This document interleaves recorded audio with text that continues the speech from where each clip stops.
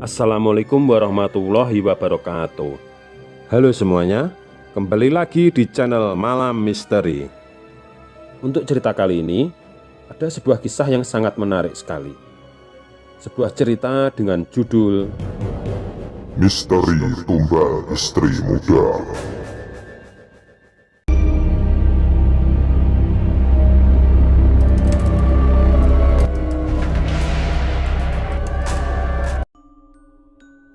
Malam itu, dengan jengkel namun pasrah, Laras menuruti keinginan ayahnya untuk menikah dengan seorang lelaki tua yang seumuran dengan ayahnya.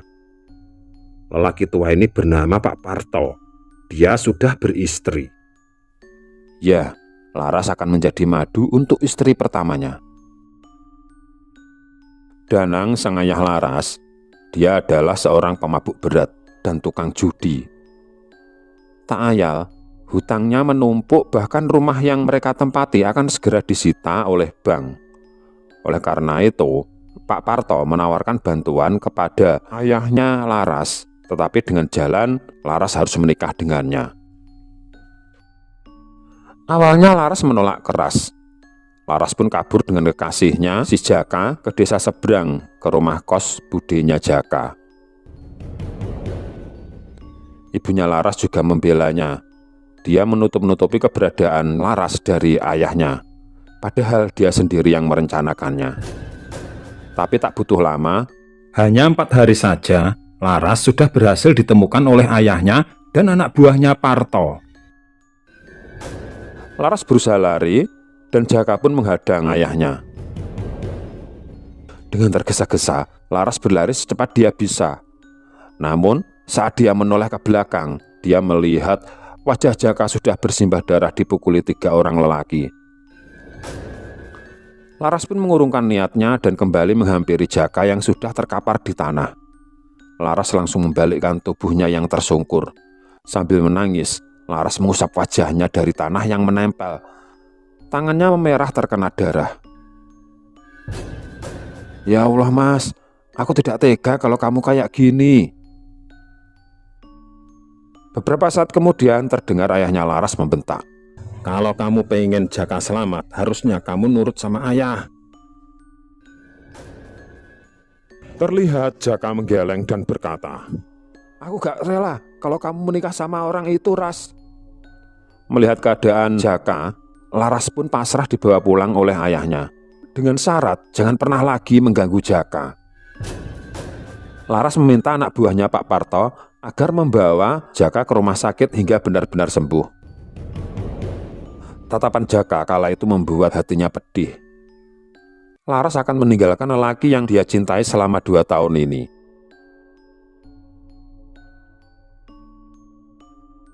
"Aku doakan yang baik-baik nak, meski aku tidak ikhlas. Semoga saja hidupmu lebih enak bersama Pak Parto," kata ibunya Laras sambil membenarkan jilbab putih panjang yang dia kenakan. Di ruang rias, terlihat Laras sedang dirias oleh seorang wanita paruh baya. Wanita ini bernama Nyai Rusmi. Beberapa saat kemudian, datanglah seorang wanita yang umurnya juga sebaya dengan Nyai Rusmi. Namun, walaupun sudah berumur, wanita ini tetap terlihat sangat cantik. Wanita ini merupakan istri tuanya Pak Parto, atau tidak lain madunya Laras. Istri tuanya Pak Parto ini bernama Siska, atau lebih dikenal dengan panggilan Bunda Siska. Melihat Bunda Siska, Nyai Rusmi langsung menghentikan aktivitasnya merias Laras. Dia pun meletakkan alat riasnya dan membungkuk memberi hormat kepada Bunda Siska. Bunda Siska kemudian berkata, "Lanjutkan saja aktivitasmu, Nyai Rusmi. Aku hanya ingin melihat calon istri suamiku." Laras pun langsung menengok dan memberi salam kepada Bunda Siska. Senyum simpul terlihat di bibir Bunda Siska ketika melihat calon madunya membungkuk di hadapannya. Kemudian dia berkata, "Kamu simpan sisir ini ya adikku," kata Bunda Siska sambil menyerahkan sisir kepada calon madunya. Kemudian dia membuka tas yang dia bawa dan mengambil sejumput bunga melati dari dalam tas itu. Sejumput bunga melati itu dia berikan kepada Laras. "Ini apa, Mbak?" tanya Laras. "Ini juga kamu simpan buat kenang-kenangan. Tapi kamu makan sebagian dulu tidak apa-apa. Ini bisa membuatmu mengurangi rasa gugupmu dan bisa menambah tenaga agar engkau tidak kelelahan di acara pernikahan ini." "Iya, Mbak," jawab Laras. Laras pun kemudian memakan sebagian bunga melati itu dan sebagian lagi dia masukkan ke dalam sakunya. Namun, tanpa sepengetahuan Bunda Siska, Laras memuntahkan bunga melati itu dari mulutnya karena rasanya benar-benar tidak enak. Laras sudah dirias sedemikian cantik, mengenakan kebaya putih pemberian Pak Parto, hanya menunggu mempelai pria datang untuk segera melangsungkan akad nikah. Laras hanya diam menatap kaca rias di depannya, ingin rasanya berontak, tapi apa daya. Laras juga tak mau orang tuanya susah terbelit hutang-hutang itu. Setelah proses akad nikah selesai, semua menengadahkan tangan untuk mengamini doa dari Bapak Penghulu. Laras pun melakukannya, meski dalam hati dia menolak untuk mengamininya. Dia melirik wajah lelaki di sampingnya. Ada sedikit kerutan di sebelah matanya. Ingin rasanya Laras mencabik-cabik wajahnya. Laras sudah mendengar isu-isu sebelumnya bahwa Pak Parto sudah 2 kali menikah. Istri yang pertama kabur karena tak kuat hati melihat suaminya menikah lagi. Ini berarti Laras adalah istri ketiga baginya. "Lelaki biadab," kata Laras dalam hati. Mobil memasuki pintu gerbang besar yang telah dibuka oleh seorang satpam di depan. Di depan rumah sudah menanti 2 wanita dengan daster lusuh sambil membungkukkan badan. "Laras, ini Mbok Inem.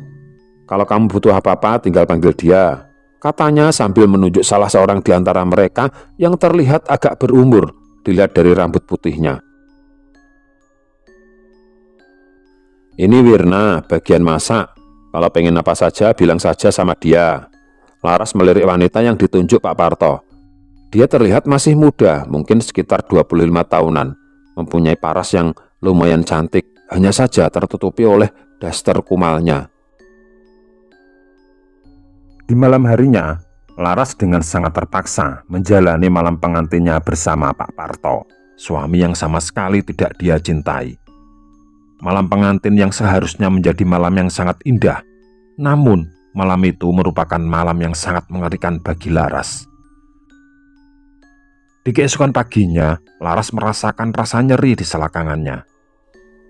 Laras benar-benar mengutuk dirinya sendiri, jengkel sejengkel-jengkelnya, lalu memukuli kasur yang dia rebahi. Dia menarik napas dan menghembuskannya, mencoba membuat dirinya tenang. Setelah itu, Laras pun mandi, kemudian keluar kamar mencari di mana letak dapur. Laras memandang penuh kagum melihat rumah seperti istana ini. "Nanti kalau sudah sarapan, aku ajak mengelilingi rumah Mbak biar tidak bingung," kata Mbok Inem sambil mempersilahkannya duduk di depan meja yang sudah tersedia banyak sekali makanan lezat di atasnya. Laras mengangguk dan segera duduk. Selesai makan, Mbok Inem mengajaknya menyusuri seluruh rumah, menunjukkan beberapa ruangan dan kamar. Akhirnya, Mbok Inem menunjukkan sebuah ruangan. "Ruangan ini khusus untuk Pak Parto, Mbak. Siapa saja tidak boleh masuk.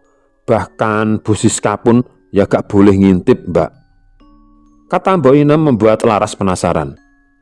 "Memangnya ada apa di dalam, Mbok?" Mbok Inem hanya menggeleng dan tersenyum.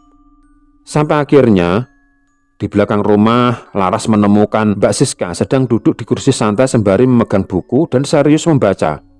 Rambutnya yang dibiarkan tergerai tertiup angin pagi. "Pagi Mbak Siska," sapa Laras kepada madunya. Mbok Inem pun ikut menyapa majikannya. Bunda Siska menoleh dan dia menatap Laras sambil tersenyum. "Pagi juga, kalian sudah sarapan?" Laras pun mengangguk. Beberapa saat kemudian, datanglah pembantunya yang bernama Wirna pulang dari berbelanja bahan-bahan dapur. Melihat pembantunya bersungut-sungut dan cemberut, Bunda Siska pun dengan tersenyum menyapa sang pembantunya. "Wirna, Kamu ngapain cemberut saja? Tanya Bunda Siska. Sejenak Wirna berhenti dan meletakkan semua bahan belanjaannya. Dia kemudian berkata kepada Bunda Siska, "Itu Bunda, tadi waktu belanja, ibu-ibu bergunjing dan mengejekku." "Bergunjing dan mengejek bagaimana maksudmu?" tanya Bunda Siska. "Ya, mereka mengatakan kalau saya itu bekerja pada orang yang tidak pernah bekerja tapi uangnya kok banyak. Pasti dia pakai pesugihan. Mereka berkata seperti itu, Bunda." Bunda Siska tersenyum mendengar kata-kata polos Wirna, sang pembantunya. "Memangnya siapa yang bilang seperti itu?"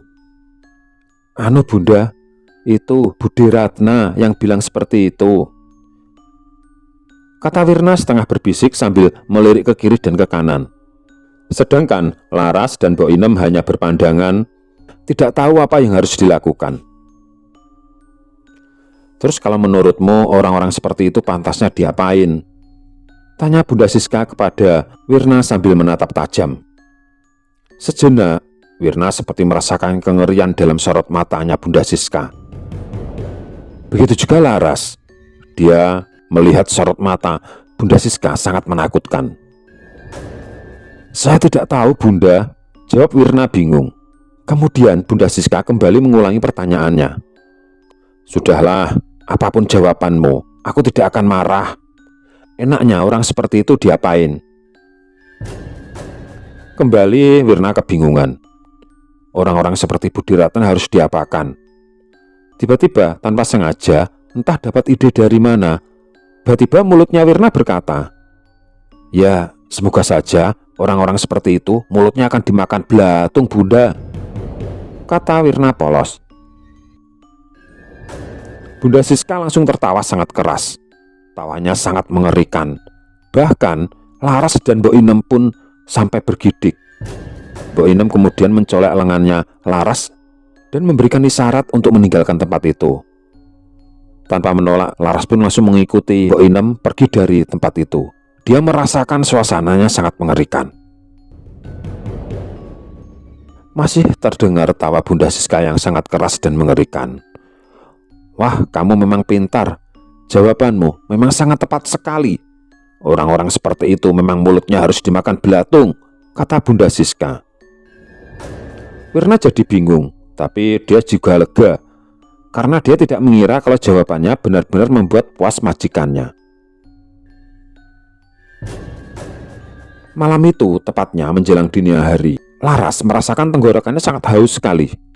Dia pun pergi ke dapur untuk mengambil air minum. Namun tanpa sengaja, Laras melihat jendela dapur terbuka.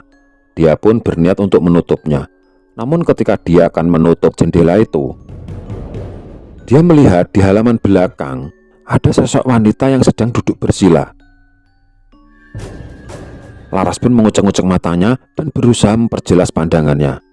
Ternyata wanita itu adalah Bunda Siska. Bunda Siska duduk bersila sambil memegang sebuah boneka pocong. Dengan berkomat kamit, dia menusuk mulut boneka itu dengan jarum. Laras sebenarnya sangat heran dengan apa yang dilakukan Bunda Siska. Namun karena dirinya sudah sangat mengantuk, dia tidak mempedulikan hal itu. Keesokan harinya terdengar kabar yang sangat menggemparkan. Budi Ratna mulutnya terluka parah tanpa sebab.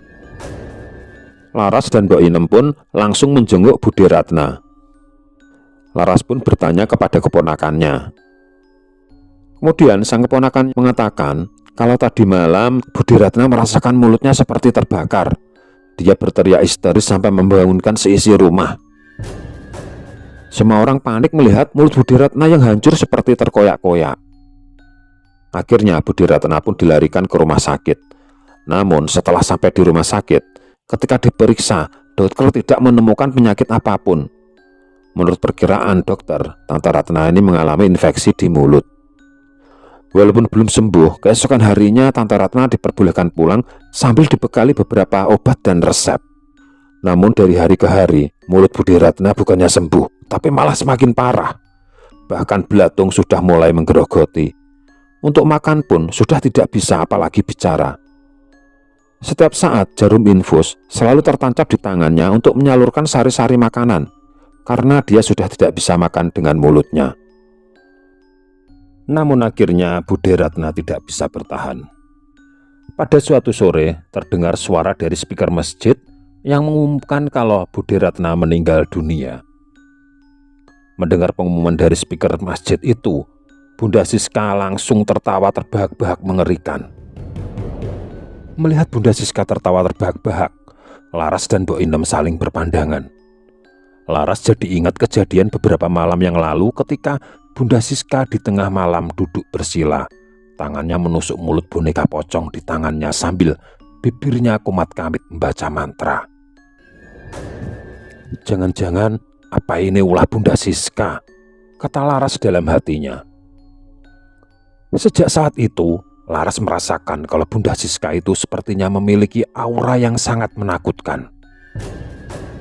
Semua orang di rumah ini tunduk kepadanya, termasuk Pak Parto suaminya sendiri. Sampai akhirnya Laras sendiri tahu kalau ternyata Pak Parto menikahi Laras itu atas perintah Bunda Siska. Laras mengetahui hal ini ketika Bunda Siska dan Pak Parto ngobrol di meja makan, dan tanpa sadar mereka tidak tahu kalau Laras sedang berganti pakaian di kamarnya yang bersebelahan dengan ruang makan. Laras jadi tidak habis pikir, apa maksud dari Bunda Siska menyuruh Pak Parto untuk menikahi dirinya.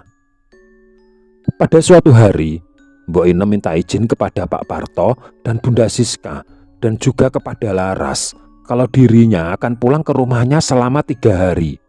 Hal ini dikarenakan anaknya Mbok Inem sedang sakit keras dan dirawat di rumah sakit.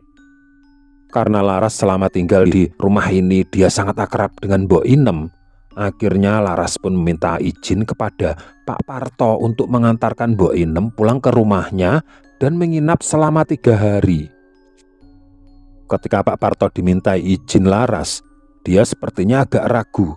Kemudian Pak Parto meminta pertimbangan Bunda Siska. Dan ketika Bunda Siska mengizinkan, Pak Parto pun akhirnya turut mengizinkan. Melihat hal itu, kembali Laras sangat heran kenapa suaminya begitu takluk dengan Bunda Siska. Sesampai di rumah sakit, ternyata anaknya Mbok Inem memerlukan transfusi darah. Dan darah yang cocok untuk anak Mbok Inem saat itu tidak tersedia. Saat itu anak Mbok Inem kondisinya sangat kritis. Dia memerlukan transfusi darah secepatnya. Akhirnya Laras pun menawarkan dirinya untuk menyumbangkan darahnya untuk anaknya Mbok Inem. Setelah dites, ternyata darahnya Laras cocok. Akhirnya Laras pun melakukan transfusi darah untuk anaknya Mbok Inem. 2 hari kemudian, terlihat anaknya Mbok Inem kondisinya sudah sangat sehat dan dia pun diperbolehkan pulang. Semua biaya rumah sakit keseluruhannya dibayar oleh Laras. Mbok Inem pun sangat terharu dengan kebaikan Laras. Dia sangat berterima kasih dan suatu saat akan membalas kebaikannya. Laras pun tersenyum. Sudahlah Mbok, saya itu menolong sampean itu ikhlas. Sampean tidak perlu khawatir atau memikirkan bagaimana cara membalasnya. Sudahlah, saya ikhlas menolong sampean Mbok. Mendengar kata-kata Laras, Mbok Inem langsung memeluk Laras sambil menangis. Ketika Laras akan pulang ke rumahnya Pak Parto, Mbok Inem mencegahnya. Laras agak heran dengan tindakan Mbok Inem ini. Loh, kenapa Mbok? Apa Mbok Inem menyembunyikan sesuatu? Tanya Laras. Sejenak Mbok Inem terdiam. Kemudian dia menengok ke kiri dan ke kanan dan berbisik kepada Laras. Sebaiknya kita masuk ke dalam, Dok. Mbok mau bicara sesuatu yang sangat penting. Melihat Mbok Inem sepertinya sangat serius, akhirnya Laras pun kembali masuk ke rumahnya Mbok Inem dan duduk di kursi. Mbok Inem menceritakan semuanya. Ternyata selama ini Pak Parto dan Bunda Siska melakukan pesugihan dengan Tumbal, istri dari Pak Parto itu sendiri. Istri pertama Pak Parto yang diisukan kabur itu, ternyata dia sudah meninggal karena dijadikan tumbal oleh Bunda Siska. Pesugihan ini meminta tumbal setiap 3 tahun sekali. Dan di tahun ini adalah giliran untuk mempersembahkan tumbal. Maka dari itu, Bunda Siska menyuruh Pak Parto untuk menikahi Laras yang ternyata akan dijadikan tumbal. Dan menurut rencana, bulan purnama dalam waktu dekat ini, ritual penumbalan itu akan dilaksanakan. Mbok Inem berani menceritakan semua ini karena dia berada di luar rumahnya Pak Parto. Sebenarnya Mbok Inem ingin menceritakan hal ini sudah lama, namun karena di dalam rumahnya Pak Parto itu semua tembok dan pintu mempunyai telinga, Mbok Inem benar-benar tidak berani bercerita. Mendengar cerita Mbok Inem, wajah Laras langsung pucat pasi ketakutan. "Lantas saya harus bagaimana, Mbok?" tanya Laras masih dengan raut wajah pucat pasi. Mbok Inem pun kemudian berkata, "Begini, Nduk, apa Bunda Siska pernah memberikanmu sebuah sisir dan beberapa jumput bunga melati?" Mendengar pertanyaan itu, Laras pun mengangguk. "Dan apakah dia pernah menyuruhmu makan bunga melati itu?" Sejenak Laras bola matanya melirik ke atas, sepertinya dia berusaha mengingat-ingat sesuatu. "Ya, saya memakannya, Mbok. Namun tanpa sepengetahuan Bunda Siska. Saya memuntahkannya karena rasanya sangat tidak enak." "Baguslah kalau begitu kalau kamu tidak memakannya. Karena kalau kamu sampai memakannya, maka Bunda Siska akan menemukanmu dimanapun kamu berada. Dan sebaiknya sisir itu kamu patahkan, Duk. Dan bunga melati yang masih kamu simpan itu kamu bakar saja bersama sisir itu. Semoga hal ini bisa menghindarkanmu dari ancaman ritual penumbalan dari Pak Parto dan Bunda Siska." Tanpa menunggu lebih lama lagi, Laras pun langsung mengambil tasnya, dan setelah dibuka ternyata Laras mengambil sebuah bungkusan dari kain. Setelah bungkusan itu dibuka, ternyata isinya sisir dan beberapa jumput bunga melati yang pernah diberikan Bunda Siska ketika dia sedang dirias di acara pernikahannya dulu. Mbok Inem langsung mematahkan sisir itu, kemudian membakarnya bersama beberapa jumput bunga melati yang tetap segar meskipun sudah berhari-hari disimpan di dalam tas. "Sebaiknya kamu jangan kembali ke rumah itu, Nduk. Kamu cari saja tempat tinggal atau kontrakan di lain tempat yang tidak diketahui oleh Pak Parto." "Lah, terus sampean bagaimana, Mbok? Sampean bisa menjadi sasaran dari anak buahnya Pak Parto, Mbok," kata Laras yang langsung teringat kekejaman anak buahnya Pak Parto ketika menghajar Jaka, pacarnya dulu. "Sudahlah, kamu tidak usah memikirkan Mbok. Mbok ini kan sudah tua. Seandainya diajar pun memang sudah waktunya Mbok ini meninggalkan dunia ini." Laras langsung duduk dan memegang kedua tangan Mbok Inem. "Jangan, Mbok. Selama kita bisa berusaha, kita harus tetap semangat untuk hidup.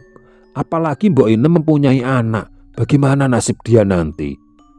Mendengar kata-kata Laras, Mbok Inem pun jadi bingung. "Lah iya toh, Nduk. Bagaimana ini nasib anakku nanti?" Mendengar hal itu, Laras pun berkata, "Ya sudah, kita pergi bersama-sama, Mbok. Kita cari tempat yang aman."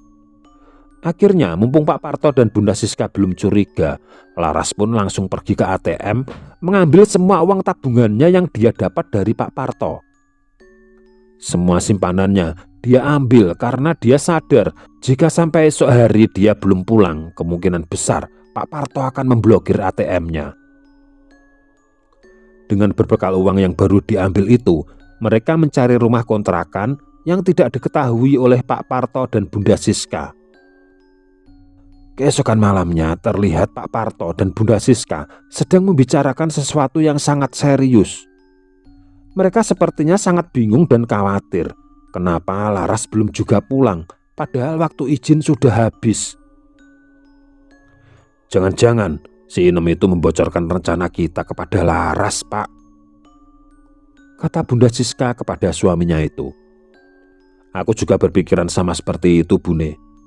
Begini saja, aku dengan beberapa anak buahku akan pergi ke rumahnya saat ini juga. Malam itu juga Pak Parto bersama beberapa anak buahnya mendatangi rumahnya Mbok Inem. Mereka sangat marah dan kecewa ketika mendapati rumah Mbok Inem tidak ada orang sama sekali. Orang-orang itu langsung pergi dari rumahnya Mbok Inem, dan ternyata mereka melanjutkan menuju rumah orang tuanya Laras. Sampai di rumah Laras, mereka juga tidak menemukan wanita itu. Pak Parto sangat marah kepada ayahnya Laras yang sebenarnya adalah mertuanya sendiri. Dia menuduh kalau orang tuanya Laras sengaja menyembunyikan anaknya. Pak Danang pun sampai bersumpah-sumpah kalau dia tidak tahu apa-apa dan tidak tahu di mana Laras berada.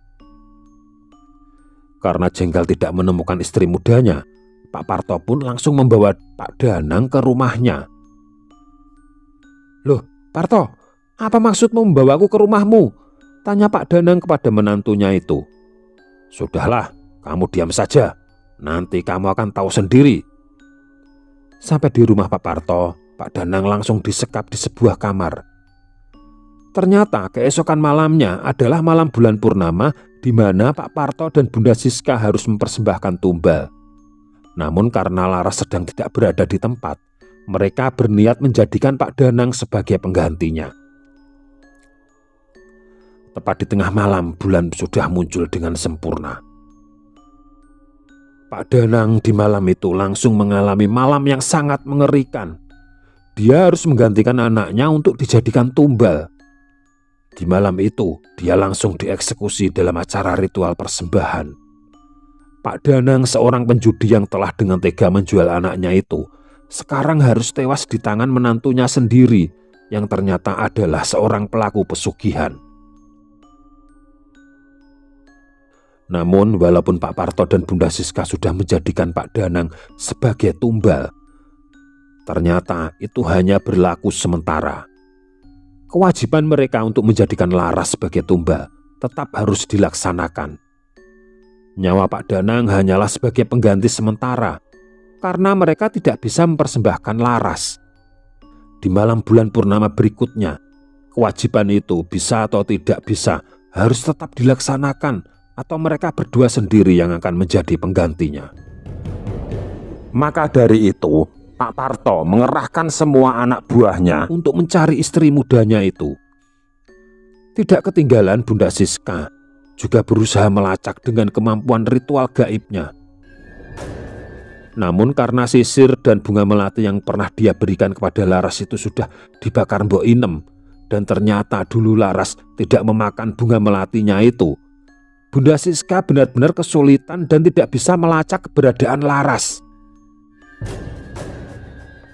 Dan ternyata mereka tetap tidak bisa menemukan Laras, padahal bulan purnama berikutnya sudah tiba. Sudah sejak sore tadi, Pak Parto dan Bunda Siska sudah mempersiapkan semua barang-barang untuk ritual persembahan. Namun berbeda dengan ritual sebelumnya, kali ini mereka mempersiapkan segalanya dengan wajah pucat pasi dan ketakutan. Di tengah malam, mereka mulai melakukan ritual dan manggil iblis pesugihan mereka. Beberapa saat kemudian, muncullah kepulan asap tebal yang lambat laun membentuk sesosok tubuh wanita memakai pakaian adat Jawa, namun wajahnya sangat menyeramkan seperti tengkorak. Begitu wujud iblis itu sudah terbentuk sempurna, berdiri di depan Pak Parto dan Bunda Siska, tanpa menunggu lebih lama lagi, kedua orang itu langsung bersujud dan berkata, "Nyai, aku mohon Nyai. Aku mohon Nyai memaafkan kami. Berikan kami waktu beberapa hari lagi Nyai. Perempuan yang akan saya persembahkan kepada Nyai ternyata telah melarikan diri beberapa hari yang lalu. Kami mohon Nyai, kami mohon berikan kami sedikit waktu lagi," kata Pak Parto dan Bunda Siska bergantian. Terlihat iblis itu sangat marah.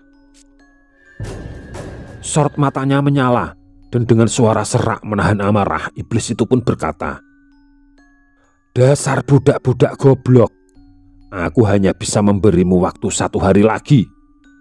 Jika sampai besok malam kalian belum bisa membawa perempuan itu, jangan harap aku akan mengampunimu." Setelah berkata seperti itu, iblis wanita itu langsung lenyap seketika menjadi kepulan asap tebal. Sekarang tinggallah Pak Parto dan Bunda Siska yang kebingungan. Mereka sangat menyesal kenapa memberi izin kepada Laras, padahal waktu persembahan tumbal sudah dekat. Mereka juga tidak menyangka kalau Mbok Inem yang selama ini mereka percaya ternyata berkhianat. Kedua orang itu akhirnya tidak bisa mempersembahkan Laras sampai waktu tengah malam.